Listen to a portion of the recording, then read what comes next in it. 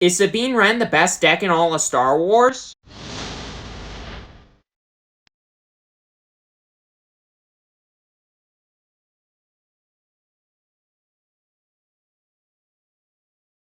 Hello and welcome to the table, and today I'm going to be doing an updated deck list for Sabine Wren, green, running the Energy Conversion Lab because it's just an amazing card. It should be in the deck. Sabine is just wanting to go as quick as possible, and this deck has a couple of things it's wanting to do.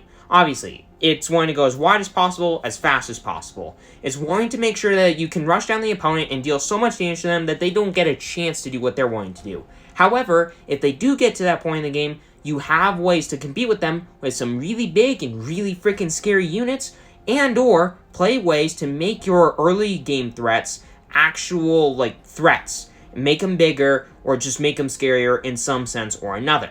So let's get into it, starting things off and just talking about the units that allow you to just go super wide, super quick. We got R2-D2 to kind of fix your early draws, or just your draws in general. It's just a really good card. Clone Deserter is just an above-rate body. It's just a good card. Maz Kanata, it gets bigger every time you play a thing. In a deck that wants to go super wide, it just has to be in the deck. Reckless Gunslinger is a very flexible body, and it can just do what the deck is wanting to do. Ketsu Onyo is just a good stat body. It can get rid of upgrades if that matters. It's just a good card. Sabine Wren is just a good card. It can deal damage. It's just a good body.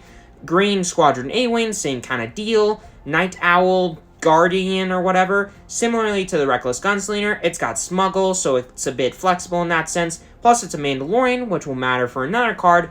Sundari Peacekeeper, another Mandalorian that just does what the deck's going to do. It deals damage, it can restore life, it's just a good card. Admiral Akbar takes advantage of you going super wide by dealing damage to your opponent's thing, being a removal spell on a not terrible statted body. Red 3 gives you massive advantage for going wide and playing tons of heroic units, which this deck has plenty of, and just being an absolutely insane card. K2SO is just another really good card, and it can allow you to deal even more damage pretty early on in the game still. But then we get into some of the units that allow you to contend in the later portions of the game. We got cards like Poe Dameron just being a really good card. I mean, why would you not run this card in the deck, basically? There's Wrecker, same kind of deal. It's like, why would you not run this card? It's an insane body. It's an amazing closer. It can be removal. It's doing everything.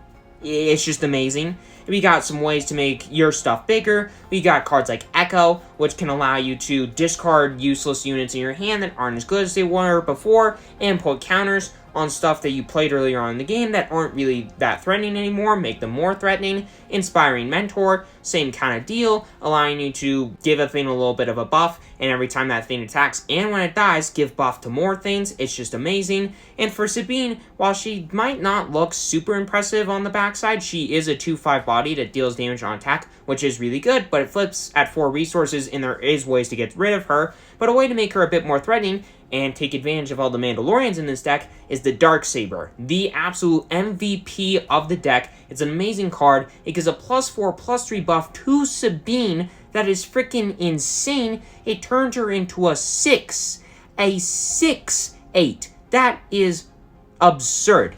And with the extra damage, it's like a 7/8. And every time that you attack with Sabine, now all of your Mandalorians are getting a +1, or getting a experience token. It's just amazing. This deck can contend in the late game. It can contend in the early game. It can contend in the mid game. It can deal absurd amounts of damage. It can remove things. It just does everything. And it is such an amazing deck. It is such a powerful deck. And it might just be the best deck in all of Star Wars, even though a lot of people think it's Boba. And in a lot of senses, I also believe it's Boba. This deck should definitely not be overlooked, and it should definitely be respected because it is still a powerhouse and still one of the best, if not the best deck in all of Star Wars Unlimited. So if all that aside, make sure to hit that subscribe button, hit that like button. It's completely free, you won't regret it, and enjoy, everybody.